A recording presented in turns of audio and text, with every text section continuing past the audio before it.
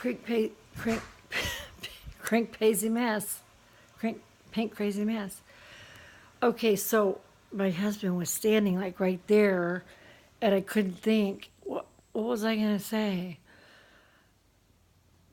He wanted to know what I wanted Chinese for dinner to pick up. So some noodles and General Tso and hot and sour soup. So my 16-year-old is going to the snowball dance or the winter dance or whatever. And he went to go pick up his girlfriend. He's going to bring her back. I'm letting him use my car. D Vader 1. That's what my license plate said. D Vader 1. It's Darth Vader 1. That's what it is. Like I think I told you, my husband's got a big black truck and it says old Jedi. And then I have a small, that's my small coupe. Excuse me. Oh my gosh. Excuse me. Oh, okay. And I've got the coupe, the small one, like Darth Vader's little, TIE fighter thing. And it says D Vader 1 on the plate. So Tony's using that tonight. So he's going to bring her over and I'm going to take some pictures of the kids. He looks really so handsome. I said, I wish I was your date tonight. And he said, that's weird, Mom. Oh. I said, no, not really, but you know what I mean. You know what I mean. So,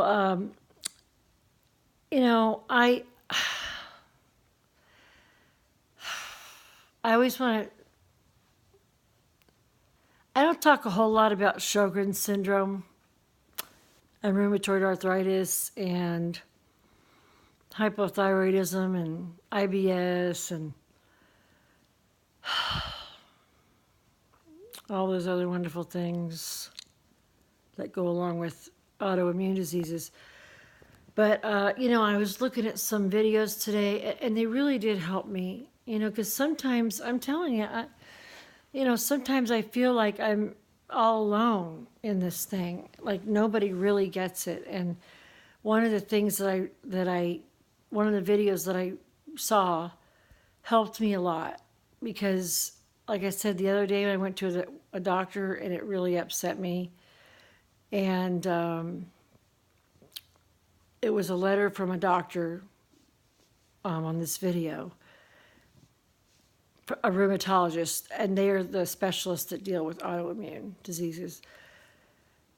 And basically, they were saying, doctors get scared too. They don't like to admit they can't fix you or can't handle things. And just gave you some tips on, when you go to the doctor, be patient with them, no pun intended, and they have to be patient with you, and you get to know each other and learn from each other, because they know coming in there that you know more than they do about yourself, about your body, about your symptoms, about what you're going through. And, there are some bad doctors out there, and those are the ones you want to stay away from. Don't go back to them. There are other better ones out there. If you go to one and they're just being real jerks, and they don't really care about listening to you or sitting down and really talking to you, then go somewhere else. You don't have to go to that doctor. But have just a few good ones that you like. Like I have a pulmonologist. My pulmonologist is at Mayo in Rochester. My rheumatologist is at Mayo Clinic in Rochester. My neurologist is here, and he's awesome. Dr. Hines, oh my gosh, he is awesome at Covenant Hospital. And then my orthopedic, Dr. Naylor, I told you, is great. Oh, he's like the best for me. And then my foot doctor, Dr. Sibula, he is awesome too. He's at the Foot and Ankle Center. So, I'm just telling you some of the doctors that I have found that I feel really comfortable with. And my main doctor, Dr. Dodd, Cushman Dodd, she is phenomenal. The very first day I walked in, the very first day that I met her, she sat down in her chair. She put her stuff down, and she just sat there and talked to me for an hour. And I can walk into her office with her, and she knows she can't fix me. She knows that there's no cure. She knows but she does know that she can be empathetic and she can get me to the right person. It's important to have a really, really good family practice go-to general doctor, because the specialists that you go to, they don't want to deal with a runny nose. They're not going to deal with, oh, my neck hurts. My orthopedic is only going to deal with this. That's it. He's not going to deal with my Sjogren's. He's going to deal with broken bone. That's it. My eye doctor, which I have to go like every 6 months because I take Plaquenil, and it can cause blindness after 5 years. So you have to get checked to make sure and catch it before it might be doing that. Eye doctor, he just checks my eyes. That's it. Ophthalmologist, eye doctor, not an optometrist, ophthalmologist. They are actual medical doctors for your eye diseases and stuff. He just checks my eyes. My dentist just does my teeth. My pulmonologist just deals with my lungs. I'm referred to them from my rheumatologist because I got lung stuff. And so my lung doctor just checks my lungs and I do breathing tests, and they look at my MRIs and CAT scans and say, here's the report. What should we do with my rheumatologist? So it's like each one does their own thing. And I know it's frustrating because you want to go in there and you want them to fix everything.